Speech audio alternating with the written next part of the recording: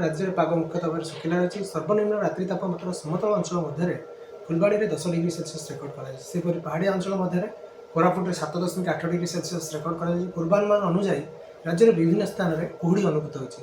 सर्वनिम्न दृश्यमान दूरता 40 मीटर सह राउरकेला अति घन कुहुड़ी दृश्यमान होता बेले कोरापुट फुलबाणी कटक नयागढ़ सोनपुर ये सब अंचल दृश्यमान दूरता 200 मीटर कम और 50 मीटर अधिक रहा घन कुहुड़ी दृश्यमान रही है। केतक स्थान में हालुका मध्यम धरण कुहुड़ी लाग रही।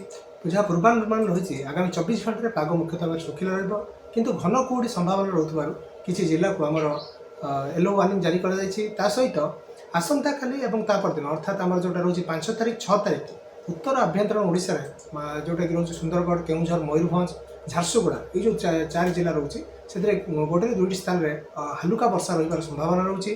सहित आगामी 3 दिन जाए घन कुहुड़ी संभावना रोकवर येलो वार्निंग जारी कर भुवनेश्वर तापमात्रा 16 ରୁ 17 डिग्री मध्य रहा सहित सर्वनिम्न किसी स्थान में हालुका कुहुड़ी दृश्यमान होकर संभावना रही। कटक में घन कुहुड़ी सह तापमात्रा 16 डिग्री पाखापाखि रही पूर्वानुमान जारी कर।